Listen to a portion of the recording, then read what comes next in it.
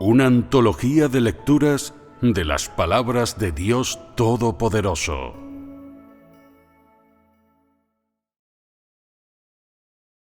La obra de Dios, el carácter de Dios y Dios mismo. 3.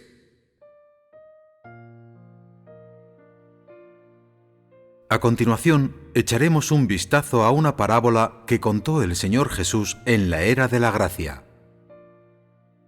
3. Parábola de la oveja perdida. Mateo, capítulo 18, versículos 12 al 14. ¿Qué pensáis? Si un hombre tiene 100 ovejas y una de ellas se pierde, ¿no deja las 99 y va a las montañas y busca la que se ha perdido?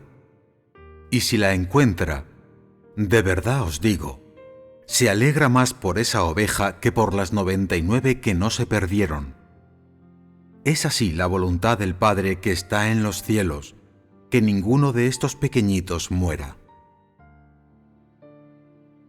Esto es una metáfora. ¿Qué tipo de sentimiento produce este pasaje? La forma en la que se expresa esta alegoría utiliza una figura retórica del lenguaje humano. Es algo que está dentro de la esfera del conocimiento del ser humano. Si Dios hubiera dicho algo parecido en la era de la ley, las personas habrían sentido que no era realmente coherente con su identidad.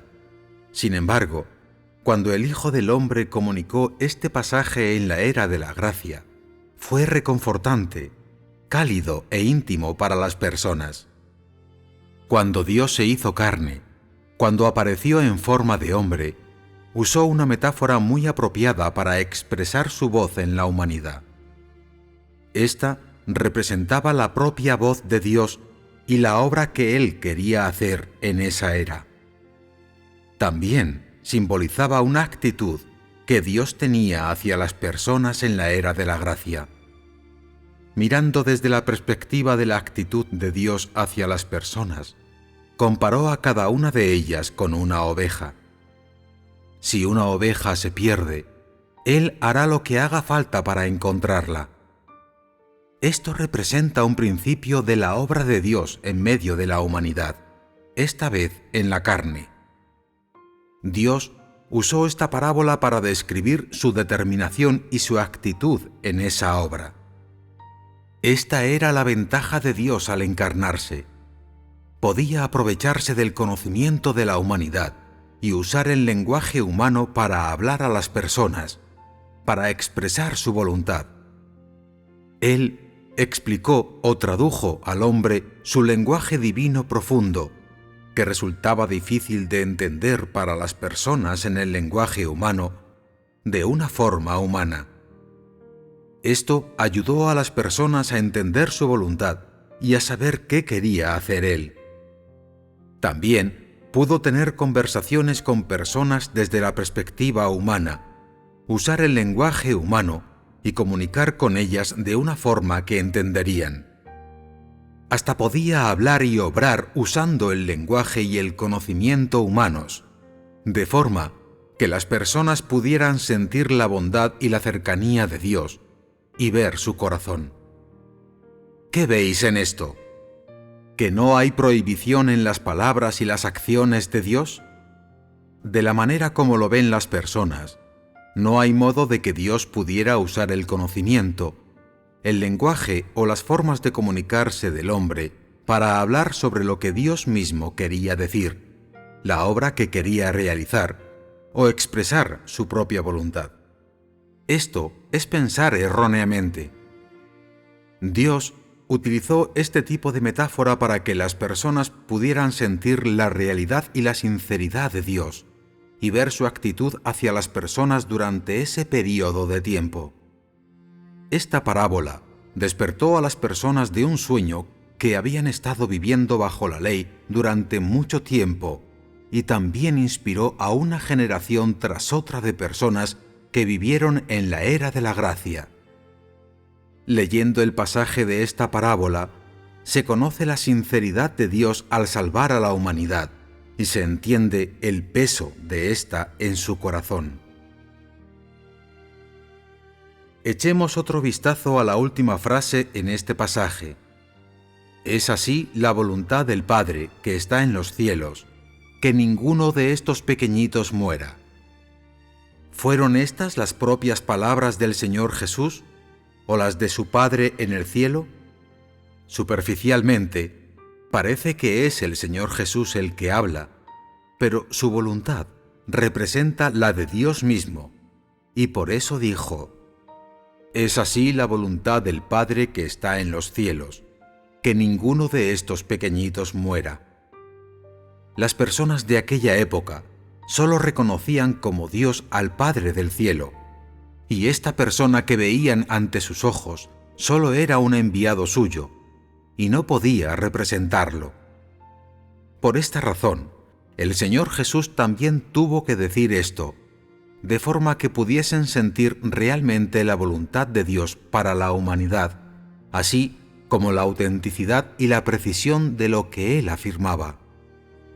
Aunque esto era algo sencillo de decir, era muy bondadoso y revelaba la humildad y lo secreto del Señor Jesús. Independientemente de que Dios se hiciera carne u obraba en la esfera espiritual, conocía muy bien el corazón humano y entendía perfectamente lo que las personas necesitaban. Sabía lo que las preocupaba y lo que las confundía, por lo que añadió esta frase que resaltaba un problema oculto en la humanidad. Las personas eran escépticas con lo que el Hijo del Hombre decía. Por eso, cuando el Señor Jesús estaba hablando, tuvo que añadir: es así la voluntad del Padre que está en los cielos, que ninguno de estos pequeñitos muera. Sus palabras solo podían llevar fruto sobre esta premisa, para que las personas creyeran su rigurosidad y mejorara su credibilidad. Esto muestra que cuando Dios se volvió un hijo del hombre normal, Él y la humanidad tuvieron una relación muy complicada y su situación era muy embarazosa. También muestra cuán insignificante era el estatus del Señor Jesús entre los humanos en esa época. Cuando dijo esto, en realidad estaba diciendo a las personas: podéis descansar tranquilos.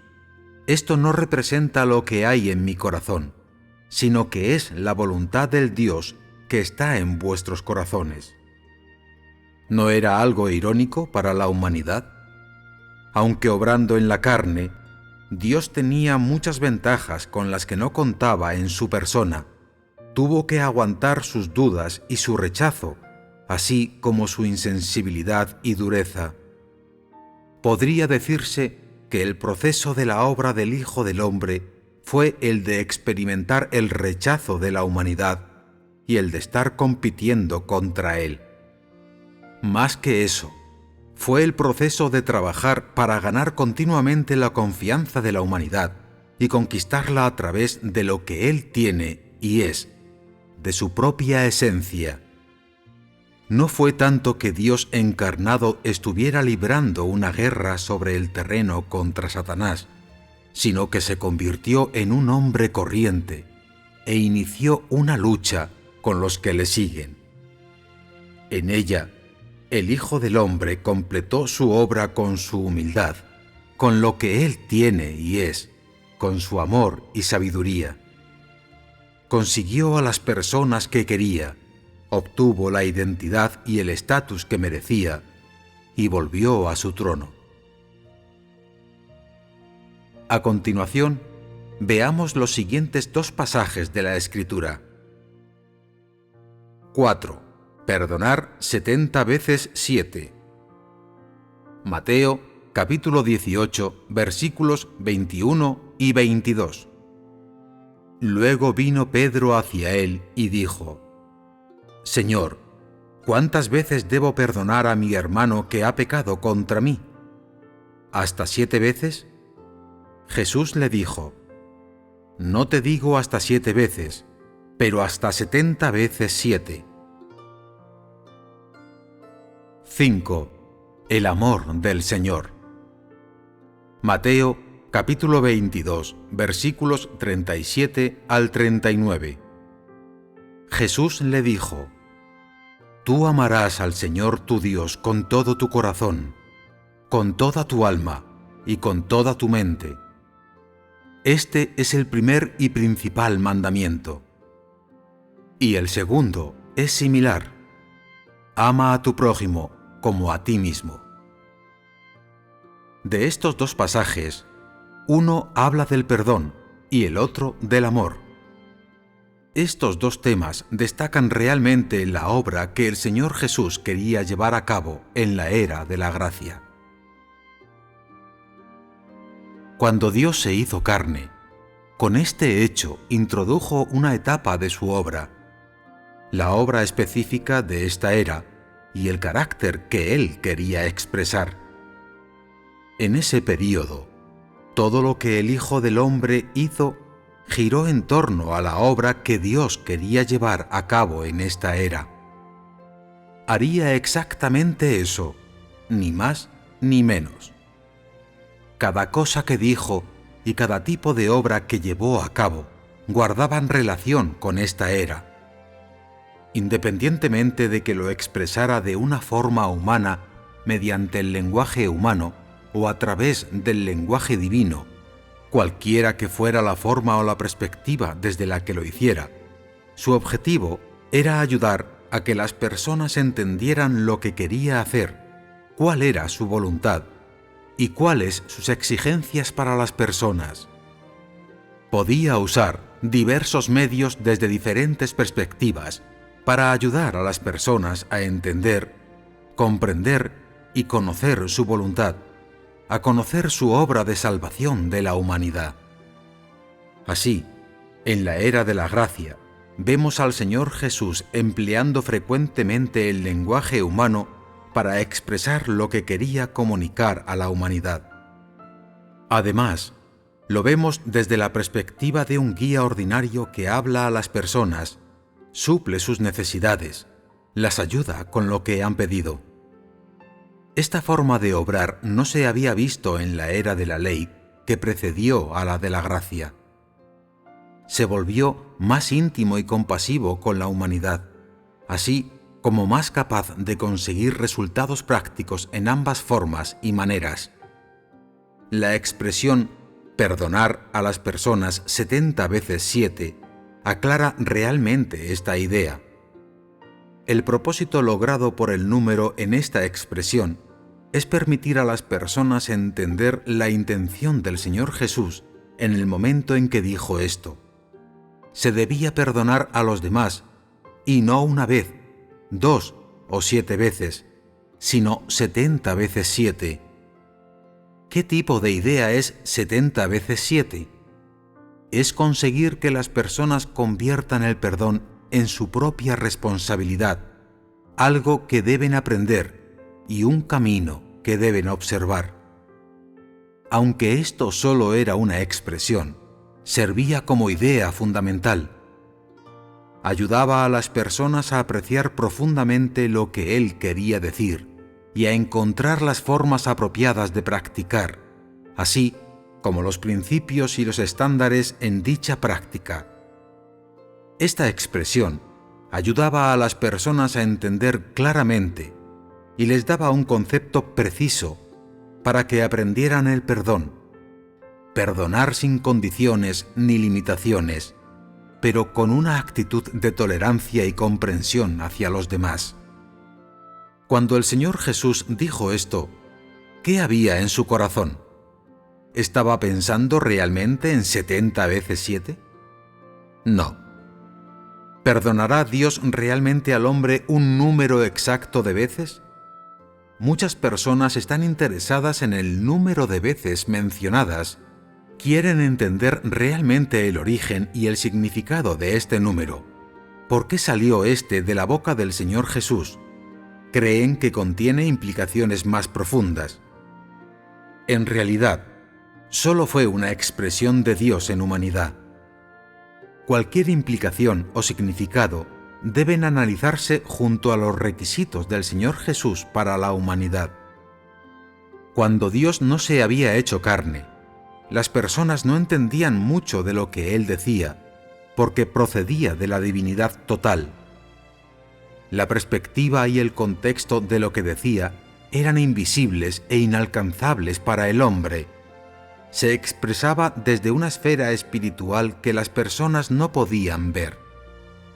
Y es que quienes vivían en la carne no podían pasar por el reino espiritual. Pero después de que Dios se hiciera carne, hablaba a la humanidad desde la perspectiva del hombre, y este diálogo procedía el alcance de la esfera espiritual y lo sobrepasaba. Él podía expresar su carácter, su voluntad y su actitud divinos por medio de cosas que los humanos podían imaginar, ver y encontrarse en sus vidas, usando métodos que éstos podían aceptar, en un lenguaje que podían entender y un conocimiento que podían comprender, para permitirles saber y conocer a Dios, comprender su intención y sus estándares exigidos dentro del alcance de su capacidad, en la medida en que fueran capaces. Este era el método y el principio de la obra de Dios en la humanidad.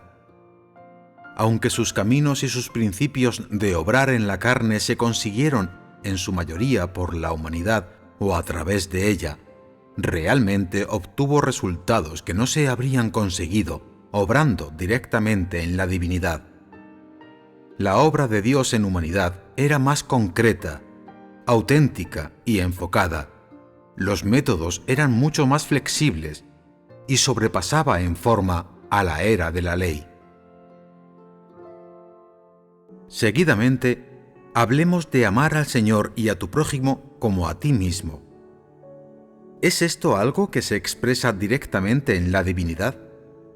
Claramente no. Todas estas son cosas que el Hijo del Hombre dijo en humanidad. Solo personas dirían algo como «ama a tu prójimo como a ti mismo». Amar a los demás es lo mismo que amar tu propia vida, y solo las personas hablarían de esta manera. Dios nunca ha hablado de esa forma.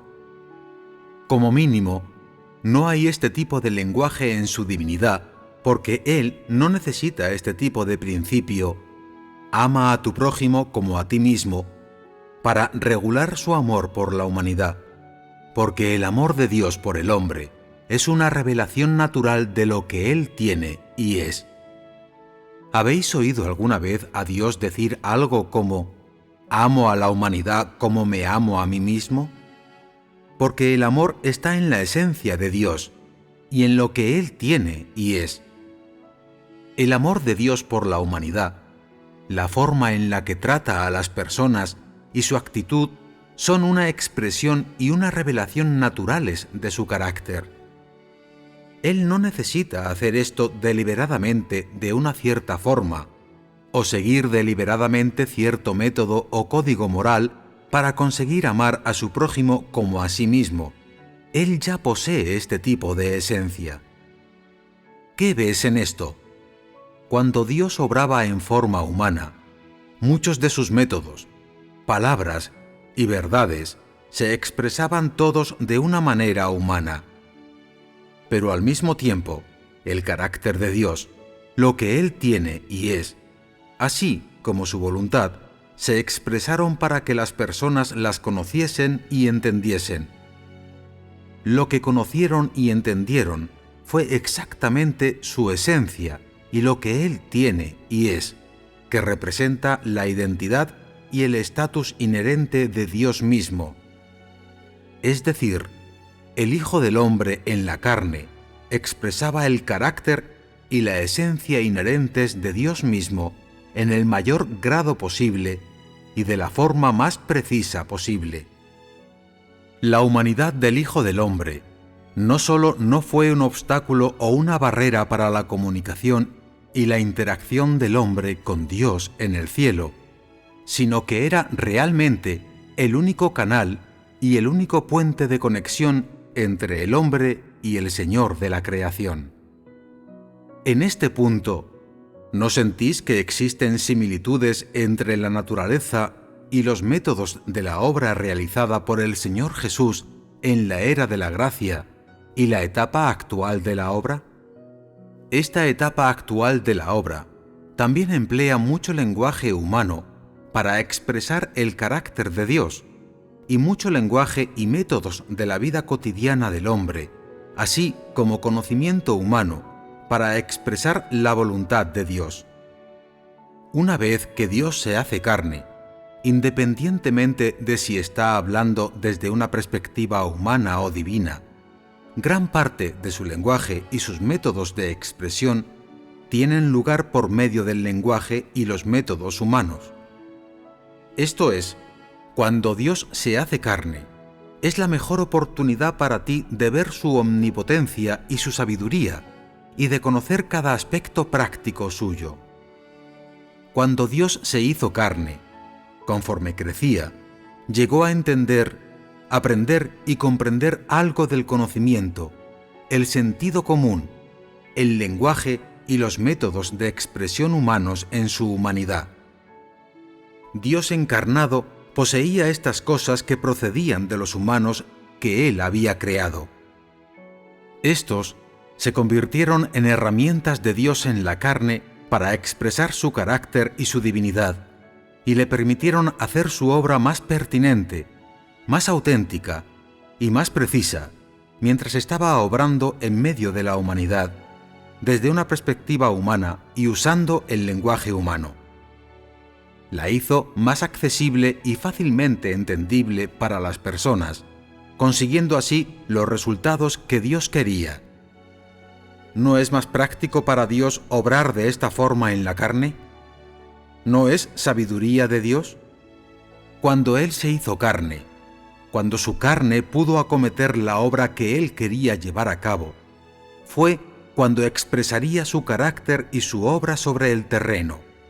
Y también fue el momento en el que podría comenzar oficialmente su ministerio como el Hijo del Hombre.